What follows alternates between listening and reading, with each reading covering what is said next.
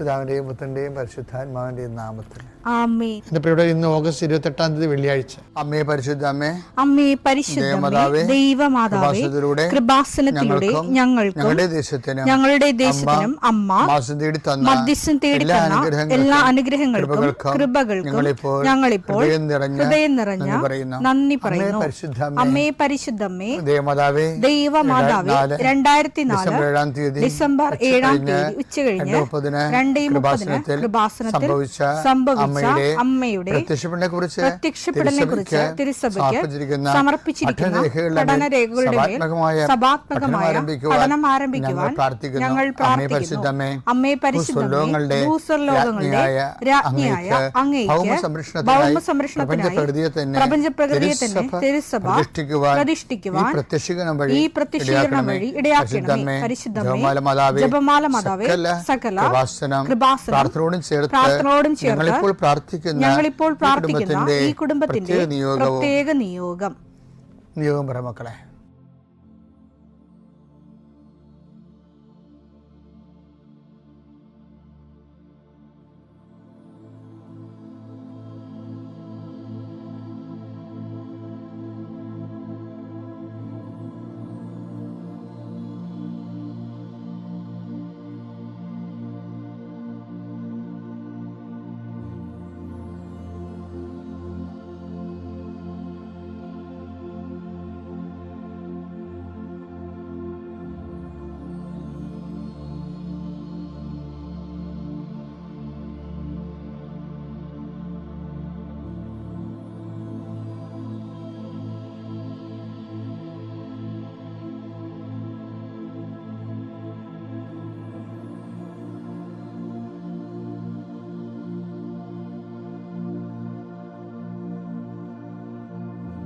അമ്മയുടെ പ്രത്യക്ഷീകരണത്തിന്റെ ഈ അനുഗ്രഹവേളയിൽ ഞങ്ങൾക്ക് സാധിച്ചു തരുവാൻ കനിയണമേ. ആമേൻ. വിശ്വാസ പ്രമാണം. സർവശക്തനായ പിതാവും ആകാശത്തിന്റെയും ഭൂമിയുടെയും സൃഷ്ടാവുമായ ദൈവത്തിൽ ഞാൻ വിശ്വസിക്കുന്നു. അവിടുത്തെ ഏകപുത്രനും ഞങ്ങളുടെ കർത്താവുമായ ഈശോമിശിഹായിലും ഞാൻ വിശ്വസിക്കുന്നു. ഈ പുത്രൻ പരിശുദ്ധാത്മാവിനാൽ ഗർഭസ്ഥനായി കന്യകാമറിയത്തിൽ നിന്ന് പിറന്ന് പൊന്തിയോസ് പീലാത്തോസിന്റെ കാലത്ത് പീഡകൾ സഹിച്ച് കുരിശിൽ തറയ്ക്കപ്പെട്ട് മരിച്ച് അടക്കപ്പെട്ട് പാതാളങ്ങളിൽ ഇറങ്ങി മരിച്ചവരുടെ ഇടയിൽ നിന്ന് 3-ാം നാൾ ഉയർത്ത് സ്വർഗത്തിലേക്ക് എഴുന്നള്ളി സർവശക്തിയുള്ള പിതാവായ ദൈവത്തിന്റെ വലതുഭാഗത്തിരിക്കുന്നു. അവിടെ നിന്ന് ജീവിക്കുന്നവരെയും മരിച്ചവരെയും വിധിക്കുവാൻ വരുമെന്നും ഞാൻ വിശ്വസിക്കുന്നു. പരിശുദ്ധാത്മാവിലും ഞാൻ വിശ്വസിക്കുന്നു. വിശുദ്ധ കത്തോലിക്കാ സഭയിലും പുണ്യവാന്മാരുടെ ഐക്യത്തിലും പാപങ്ങളുടെ മോചനത്തിലും ശരീരത്തിന്റെ ഉയർപ്പിലും നിത്യമായ ജീവിതത്തിലും ഞാൻ വിശ്വസിക്കുന്നു. ആമേൻ. സ്വർഗ്ഗസ്ഥനായ ഞങ്ങളുടെ പിതാവേ, അങ്ങയുടെ നാമം പൂജിതമാകണമേ. അങ്ങയുടെ രാജ്യം വരണമേ. അങ്ങയുടെ തിരുമനസ് സ്വർഗത്തിലെ പോലെ ഭൂമിയിലും ആകണമേ. അന്നു വേണ്ടുന്ന ആഹാരം ഇന്ന് ഞങ്ങൾക്ക് തരണമേ. ഞങ്ങളോട് തെറ്റ് ചെയ്യുന്നവരോട് ഞങ്ങൾ ക്ഷമിക്കുന്നത് പോലെ ഞങ്ങളുടെ തെറ്റുകൾ ഞങ്ങളോടും ക്ഷമിക്കണമേ. ഞങ്ങളെ പ്രലോഭനത്തിൽ ഉൾപ്പെടുത്തരുതേ, തിന്മയിൽ ഞങ്ങൾ രക്ഷിക്കണമേ. ആമേൻ. നന്മ നിറഞ്ഞ മറിയമേ, സ്വസ്തി. കർത്താവ് അങ്ങയുടെ കൂടെ സ്ത്രീകളിൽ അങ്ങ് അനുഗ്രഹിക്കപ്പെട്ടവളാകുന്നു. അങ്ങയുടെ ഉദരത്തിൻ ഫലമായി ഈശോ അനുഗ്രഹിക്കപ്പെട്ടവനാകുന്നു. പരിശുദ്ധ മറിയമേ, തമ്പുരാന്റെ അമ്മേ, പാപികളായ ഞങ്ങൾക്ക് വേണ്ടി ഇപ്പോഴും ഞങ്ങളുടെ മരണസമയത്തും തമ്പുരാനോട് അപേക്ഷിക്കണമേ. ആമേൻ. കർത്താവിന്റെ ഉന്നതമായ നാമത്തിന് സ്വസ്ഥം ചെയ്യുന്നു. കർത്താവിന്റെ വിശുദ്ധ പൗരോഹിത്യത്തെ മഹത്വപ്പെടുത്തണമേ. കർത്താവെ, സഭയിലുള്ള സാന്നിധ്യം പ്രകടമാക്കണം. 40 വർഷം ഞാൻ അർപ്പിച്ച കൃപാന്റെ യോഗ്യതയെ കൃപാസ്ഥാനത്താരെ ജീവനോടെ പ്രത്യക്ഷപ്പെട്ട മാതാവിന്റെ മധ്യസ്ഥത ഇന്നത്തെ യാത്രകളെ അങ്ങയുടെ മക്കള് കൊതിയോടുകൂടി ഈ പ്രാർത്ഥന പങ്കെടുക്കുന്ന മക്കളുണ്ട്.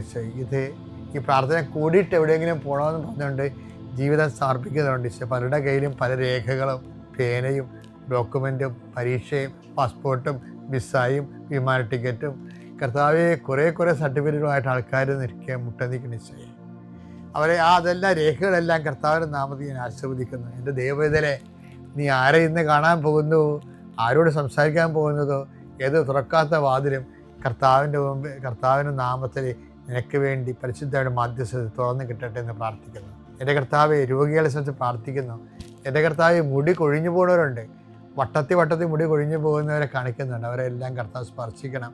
അവരിത് മാത്രം മാനസിക സംഘർഷം അനുഭവിക്കുന്നു. ക്യാൻസർ 4th സ്റ്റേജ് അനുഭവിക്കുന്നവരുണ്ട്, കരടുവേദനക്കാരുണ്ട്, ഉദരവേദനക്കാരുണ്ട്, കണ്ണിന് കാഴ്ച മങ്ങുന്നവരുണ്ട്, മൂക്കിൽ ദശ വളരുന്നവരുണ്ട്, PCOD രോഗികളും ഫിസ്റ്റുല രോഗികളും അർസസ് രോഗികളും നടുവിന് വേദനയുള്ളവരും ഈശോയെ ഇടുപ്പലിന് വേദനയുള്ളവരുണ്ട്. അവരെ എല്ലാം നിൻ്റെ തിരുമുറുവാർന്ന വലതുകരത്താൽ സ്പർശിക്കണമെന്ന് പ്രാർത്ഥിക്കുന്നു. സാമ്പത്തിക തകർച്ചയുള്ളവരും ഓരോരോ ഇൻ്റർവ്യൂവിനും ടെസ്റ്റിനും വേണ്ടി പോകുന്നവരും അതിനെക്കുറിച്ച് പേടിയുള്ളവരും ട്രാൻസ്ഫർ കിട്ടിയവരും പോകാതിരിക്കാൻ നിവൃത്തിയില്ലാത്തവരും പോകേണ്ടി വരുന്നവരും അവർക്കും ഒരു കർത്താവ് സെറ്റിൽമെൻറ്റ് കൊടുക്കണമെന്ന് പ്രാർത്ഥിക്കുന്നു. മക്കളില്ലാത്തവർ, വിവാഹം താമസിക്കുന്നവർ, കുടുംബസമാധാനം ഇല്ലാത്തവർ, ഭാര്യാഭർത്താക്കന്മാർ അകന്ന് താമസിക്കുന്നവർ, മക്കൾ ദുർനടപ്പിലായിപ്പോയവർ, തെറ്റായ വഴികളിൽ പെട്ടുപോയവർ, എൻ്റെ കർത്താവിൻ്റെ ഉന്നതമായ നാമത്തിൽ സഭയുടെ അധികാരത്തിൽ കുരിശടയാളത്തിൽ ദൈവശക്തിയാൽ ഇന്നത്തെ ദിവസത്തെ കർത്താവ് നിങ്ങളെ അനുഗ്രഹിക്കട്ടെ. എൻ്റെ പ്രിയപ്പെട്ടവരെ, സാക്ഷ്യം വഹിക്കുന്ന ജീവിതം, അതായത് മറ്റുള്ളവർക്ക് സാക്ഷിയായി ജീവിക്കുക. 5:16 അപ്രകാരം മനുഷ്യർ നിങ്ങളുടെ സൽപ്രവർത്തികൾ കണ്ട് സ്വർഗസ്ഥനായ നിങ്ങളുടെ പിതാവിനെ മഹത്വപ്പെടുത്തേണ്ടതിന് നിങ്ങളുടെ വെളിച്ചം അവരുടെ മുമ്പിൽ പ്രകാശിക്കട്ടെ. അപ്പൊ ഈശോ പറയണത് വിളക്ക് കൊളുത്തിയിട്ടേ ആരും കൊണ്ട് പറയാനടി വെക്കരുത്, ഉറവിട്ട് മൂടെടുത്ത് അത് പീഠത്തുമേ വെക്കണം, എല്ലാവർക്കും വെളിച്ചം കാണണം. അപ്പം നിങ്ങൾ നന്മ പ്രവർത്തി വന്നാൽ എല്ലാവർക്കും കാണണം. അത് എന്തിനാ കാര്യം? അതൊരു സാക്ഷ്യമാണ്. അപ്പം സാക്ഷ്യങ്ങളെ എന്തിനു വേണ്ടിയാണെന്ന് വെച്ചാൽ മറ്റുള്ളവർ വിശ്വാസം ജനിപ്പിക്കാൻ വേണ്ടിയുള്ളതാണ്, മറ്റുള്ളവർക്ക് ദൈവത്തെക്കുറിച്ച് ഓർക്കാൻ വേണ്ടിയുള്ളതാണ്. അപ്പം സാക്ഷ്യമായിട്ട് ഇപ്പം ചിലർ നിങ്ങളോട് പറയുന്നില്ലേ, നിങ്ങൾ സാക്ഷ്യം പറയണമെന്ന് പറഞ്ഞതിൻ്റെ കാര്യം എന്താണ്? സാക്ഷ്യം പറയണമെന്ന് പറഞ്ഞതിൻ്റെ കാര്യം 2 കാര്യങ്ങളാണ് എൻ്റെ അടുത്തുള്ളത്. ഒന്ന്, ദൈവത്തെക്കുറിച്ച് മറ്റുള്ളവരെ ബഹുമാനിച്ച് സംസാരിക്കും, ആരാധനയോടെ സംസാരിക്കും, ദൈവത്തെ അറിയാത്തത് അറിഞ്ഞവർ ആഴപ്പെടും, അല്ലേ? അപ്പോൾ സാക്ഷ്യം എന്ന് പറയണത് അഹങ്കാരികൾ മാത്രമേ സാക്ഷ്യം പറയാതിരിക്കത്തുള്ളൂ, വേറെ എല്ലാവരും പറയും. അതുകൊണ്ടാണ് യാക്കോബ് പറയണത് ദൈവം എളിമയുള്ളവർക്ക് കൃപ നൽകുമെന്ന് പറയും. അതുകൊണ്ട് അമ്മ പറയണത് അഹങ്കാരികളെ ചിതറിക്കും എന്ന് പറയും. അപ്പം സാക്ഷ്യം പറയാതിരിക്കുന്ന എന്നായാലും പണി കിട്ടുമെന്ന് അവർ ഉറപ്പാണ്. അവർ പറയുന്നതിൻ്റെ പിന്നിൽ എല്ലാ അഹങ്കാരമാണ്. മറ്റുള്ളവർ അറിയുമല്ലോ എന്ന് പറയുമ്പോൾ ദൈവത്തിൻ്റെ മഹത്വം അവർ സ്വയം ആർജിച്ച് നടക്കുന്നവരാണ്. ദൈവത്തെ അംഗീകരിക്കേണ്ടത് പോരായ്മയെ കരുതുന്നവരാണ്. അധംകാരം ഏൽപ്പിക്കപ്പെടുകയും ചെയ്യും, കിട്ടിയ കൃപ പോവുകയും ചെയ്യും. അപ്പോൾ സാക്ഷ്യം വഹിക്കുക എന്നുള്ളത് വാഗ്ദാനപീഠത്തെ സമീപിക്കാൻ വേണ്ടിയുള്ള ഏറ്റവും വലിയ യോഗ്യതയാണ്. പിതാവിൻ്റെയും പുത്രൻ്റെയും പരിശുദ്ധാത്മാവിൻ്റെയും നാമത്തിൽ.